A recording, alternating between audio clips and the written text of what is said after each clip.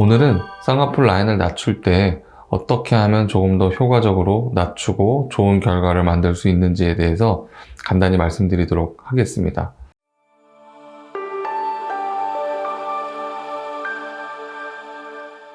안녕하십니까. 디바인 성형외과 송선호 원장입니다.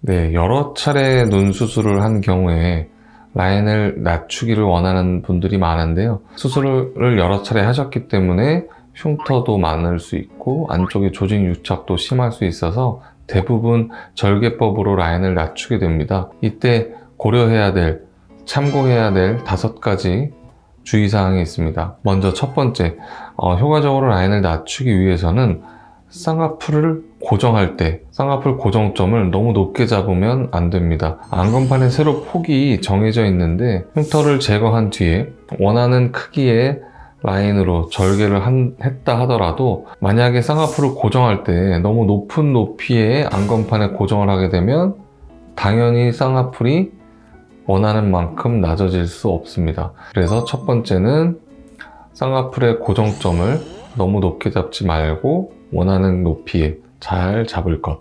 자, 두 번째는 앞트임을 과하게 시행했거나 예전에 수술 라인이 아웃라인이거나 너무 수술한 티가 나는 경우에는 라인을 낮춰서 고정하더라도 앞쪽에 누오가 너무 많이 보이거나 라인의 시작점이 넓게 보여서 라인을 낮추는 효과가 떨어지는 경우도 많습니다. 이러한 경우에는 앞트임 복원이라는 추가 수술을 같이 하는 것이 훨씬 효과적인데요.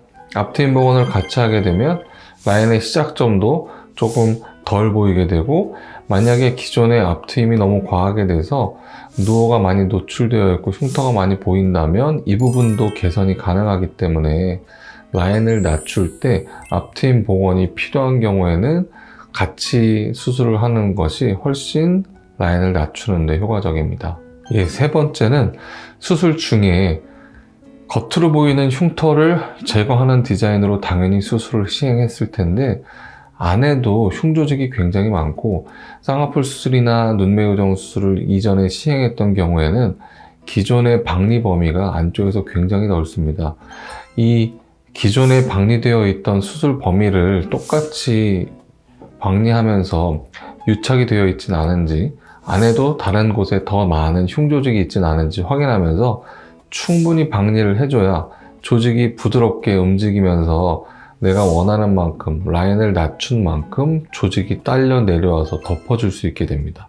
그래서 세 번째 주의사항은 충분히 박리하고 기존의 흉터 조직을 충분히 제거해야 효과적이라는 것입니다. 자, 네 번째 주의할 점은 쌍꺼풀 수술을 마치고 쌍꺼풀을 적정한 높이에 고정을 하고 박리를 충분히 한 뒤에 피부 봉합을 진행하게 되는데, 피부 봉합할 때 단순히 피부만 봉합하게 되면 피부 아래쪽에 있는 근육이나 지방층의 조직이 부족한 경우에는 라인이 좀 덜 덮여서 수술 효과를 조금 덜 볼 수 있습니다.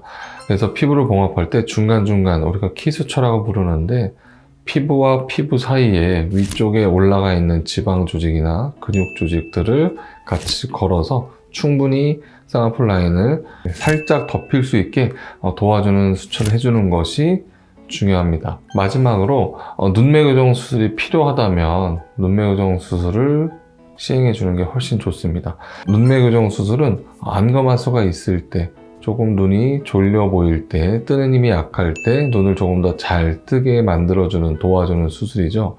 그래서 눈매교정 수술이 필요하다, 살짝 뜨는 힘이 약하면 훨씬 쌍꺼풀이 커 보입니다. 그래서 눈매교정 수술을 하게 되면 라인이 얇아 보이는데 훨씬 도움이 될 수 있기 때문에 수술 계획할 때 눈매교정 수술을 같이 하는 게 좋은지 필요한지는 꼭 확인하고 필요하다면 함께 진행하는 것이 훨씬 도움이 됩니다. 네, 오늘은 쌍꺼풀 라인을 효과적으로 낮추기 위해서 고려해야 될 5가지 사항에 대해서 간단히 말씀을 드렸습니다. 오늘 영상이 도움이 되셨다면 구독과 좋아요 부탁드리고 앞으로도 더 좋은, 더 유익한 내용으로 찾아뵐 수 있도록 노력하겠습니다. 디바인 성형외과 송선호 원장이었습니다. 감사합니다.